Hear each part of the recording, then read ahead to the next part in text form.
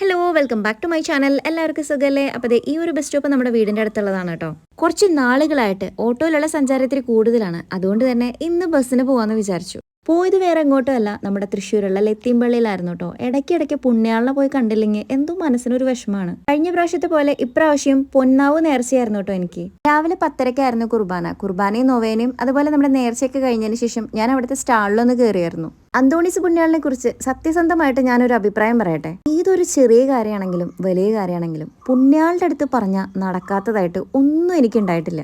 ഇത് ഞാൻ വെഞ്ചരിച്ച് കൈ കെട്ടിയതാണ് കേട്ടോ. അത് മാത്രമല്ല എൻ്റെ താലിയും അതുപോലെ തന്നെ കൊന്തയൊക്കെ ഞാൻ വെഞ്ചരിക്കാൻ കൊടുത്തിട്ടുണ്ടായിരുന്നു. അപ്പൊ ഈ പുണ്യാളിനെയൊക്കെ കണ്ട് ഇന്നത്തെ ദിവസം നല്ല അടിപൊളിയായിരുന്നു. പിന്നെ നേരെ പോയത് സെലക്സിലായിരുന്നു കേട്ടോ. അവിടെ നമ്മുടെ നീതുക്കൂട്ടം വന്നിട്ടുണ്ടായിരുന്നു. അപ്പൊ ഞാൻ വിചാരിച്ചു ഇന്നത്തെ ദിവസം മൊത്തം ഒന്ന് ചില്ലിയാന്ന്. അവിടെ നിന്ന് ഒരു ജ്യൂസൊക്കെ കുടിച്ചതിന് ശേഷം പിന്നെ ഞങ്ങൾ പോയത് ലബെല്ല വിറ്റയിലാണ് കേട്ടോ. അപ്പൊ ബാക്കി വിശേഷങ്ങളായിട്ട് അടുത്ത വീഡിയോയിൽ ഞാൻ വരാം. സ്റ്റേ ട്യൂൺ, ഫോളോ ചെയ്യാൻ മറക്കരുത് കേട്ടോ.